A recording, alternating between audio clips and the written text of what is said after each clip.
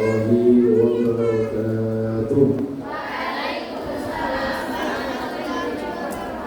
Alhamdulillah, nahmaduhu wa nasta'inuhu wa nastaghfiruh wa na'udzu billahi min shururi anfusina wa min sayyiati a'malina. Man yahdihillahu fala mudilla lahu wa man yudlil fala hadiya lahu. Asyhadu an la ilaha illallah wa asyhadu anna Muhammadan abduhu wa rasuluh. Wa ba'd. Qala al-musannif rahimahullah, pengarang kitab ini menunjukkan yaitu wal maqalatul khamisatu asyrata, maqalah yang ke-15. Maqalah yang ke-15. Kemarin kita sudah maqalah yang ke-14. Man tawahhama annahu waliyan aula minallahi qallat ma'rifatuhu billah. Barang siapa mengira bahwa dia memiliki penolong yang lebih utama daripada Allah, hakikatnya belum atau tidak mengenal Allah. Wa man tawahhama anna lahu aduwan a'da min nafsihi qallat ma'rifatuhu bi nafsihi. Barang siapa mengira dia punya musuh yang lebih memusuhi daripada dirinya sendiri, hakikatnya dia belum mengenal dirinya. Nah, ini menunjukkan kepada kita agar kita terus meningkatkan ma'rifatullah.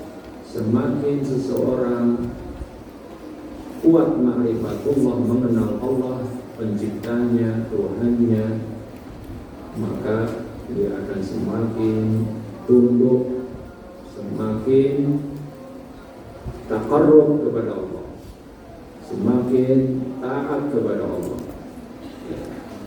Nah, ini maka kita perlu untuk terus mengagungkan Allah, mengenal Allah melalui nama-nama Allah yang agung, Asmaul Husna, dan juga melalui sifat-sifat Allah. Yang demikian, dengan demikian kita akan semakin tadarruk, semakin tunduk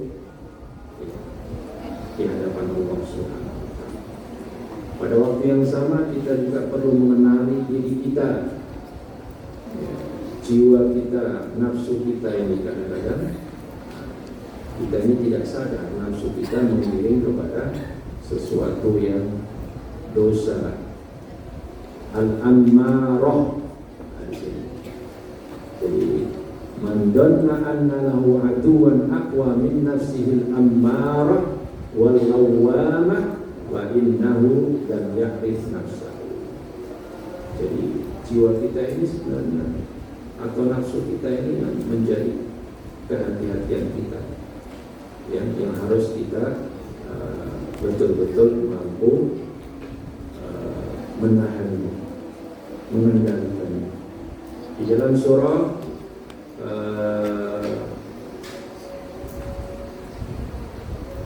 An-Nazi'at ya. Wa man khafa maqama rabbih wa nahan nafsa 'anil hawa fa innal jannata hiyal ma'wa. Yang sebelumnya ayat sebelumnya. Kenapa? Ini harus tadi disebutkan oleh Ustaz Farhan apa? Referensi ayat sebelumnya apa? Atau sebelum itu?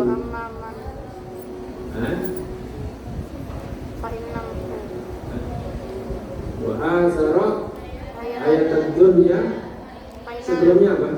Final jannata yal ma'wa. Lama mikir. Final jannata yal ma'wa. Final jannata yal Coba yang keras.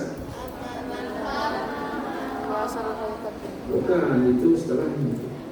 Fa'amma man khafa maqama rabbi wa nahan nafsa 'anil hawa, siapa yang takut kepada Allah kemudian mampu menahan gejolak nafsunya dirinya, wa innal jannata hiyal ma'wa.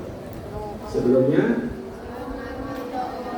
wa amma man tagha wa asarat hayatad dunya. Ada orang yang jiwanya melampaui batas tagha, ya, melampaui batas, wa asarat hayatad dunya, dan lebih mendahulukan atau mementingkan dunia berbanding akhiratnya. Fa innal apa? Ya, neraka sebagai tempatnya.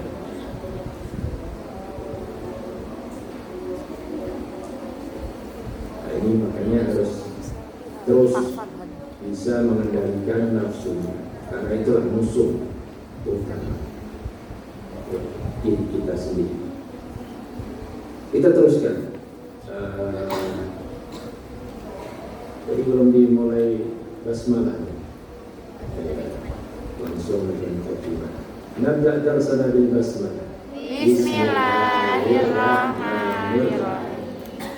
Wal maqalatul khamisatu asyrata, dan maqalah yang ke-15, nasihat yang ke-15, an Abi Bakr As-Siddiq radhiyallahu anhu, dari sahabat Abu Bakar As-Siddiq radhiyallahu anhu, fi qaulihi ta'ala, di dalam firman Allah. Jadi beliau mentafsir atau memberikan uraian tafsiran dari firman Allah, Zaharal fasadu fil barri wal bahri bima kasabat aydin nas. Telah nampak kerusakan di atas daratan. Al-bar itu daratan secara artinya, wal bahri itu lautan. Jadi sudah nampak bima kasabat aydin nas, disebabkan tangan-tangan manusia. Kenapa tanah longsor? Kenapa banjir? Karena bukit-bukitnya, gunung-gunungnya sudah gundul. Jadikan apa? Jadikan villa, itu kan villa-villa. Akhirnya hutannya habis, gundul, akhirnya longsor. Akhirnya nggak ada yang bisa menahan air hujan, tidak terserap di dalam tanah karena pohonnya habis. Akhirnya rusak, hancur, longsor, banjir, dan sebagainya. Itu di bumi, di lautan demikian juga. Ya. Qala, jadi dari Abu Bakar radhiyallahu anhu, sahabat Abu Bakar radhiyallahu anhu, ai Abu Bakr fi tafsir dzalika, yaitu sahabat Abu Bakar mentafsirkan ayat itu, al birru wal lisan wal bahru, al barru wal lisanu wal bahru wal qalbu. Jadi disebutkan salah satu tafsirannya bahwa maksud daripada al-barru yaitu lisan manusia, lisan kita ini. Wal bahru, maksud daripada laut itu adalah qalb. Fa idza fasadal lisanu, ketika lisan ini sudah rusak, bisabbi, dengan celaan-celaan, dengan kata-kata yang kasar, ya, bisabbi, dengan kata kasar, dengan celaan, dengan hinaan. Masalah umpamanya bakat alaihin nufusu, maka jiwa-jiwa yang mendengar itu dia menangis hakikatnya. Ya, ada kata-kata yang bisa apa sih asap itu? Cercaan, ya, hinaan, celaan. Ai al-ashqasu min bani Adam, yaitu maksud daripada nufus dari orang-orang dari keturunan Bani Adam ini, manusia ini akan menangis kalau lisan ini sudah rusak. Sekarang ini ya kadang-kadang orang tidak bisa menjaga lisannya, padahal dalam hadis apa? Man kana yu'minu billahi wal yawmil akhir falyaqul khairan aw liyasmut. Barang siapa yang beriman kepada Allah dan hari akhir, maka berkatalah yang baik. Kalau tidak bisa berkata baik, sebaiknya diam. Nah, ini sedikit ini mulut-mulut ini kadang-kadang celah sana, celah sini, hina sana, hina sini, cerca sana, cerca sini. Kata-katanya menyakitkan, sehingga bakat alaihin nufus, nangislah orang-orang itu, ya. Al-ashkhasu min bani Adam. Kemudian wa idza fasadal qalbu, kalau hati sudah rusak, birriya'i masalah, umpamanya dengan riya, amal, melakukan amalan ibadah karena ingin dipuji, riya, ya, itu termasuk penyakit hati. Kalau sholat biar dikatakan orang yang khusyuk, berinfak biar dikatakan dermawan, seperti yang Ustaz sebutkan hadisnya kemarin tentang orang-orang yang kemudian ketika dihisab oleh Allah ternyata semuanya dilakukan perbuatannya karena ini dunia. Dikatakan dermawan, dikatakan pahlawan, dikatakan ulama atau alim. Nah, dan Allah Maha tahu, sehingga mengatakan kadzabta, kamu berdusta, karena tujuanmu bukan itu, ya, tujuanmu hanya untuk kepentingan diri, bukan karena ridho Allah. Kalau hati sudah rusak dengan niat-niat seperti itu, riya misalnya, bakat alaihin malaikatu, maka malaikat menangis.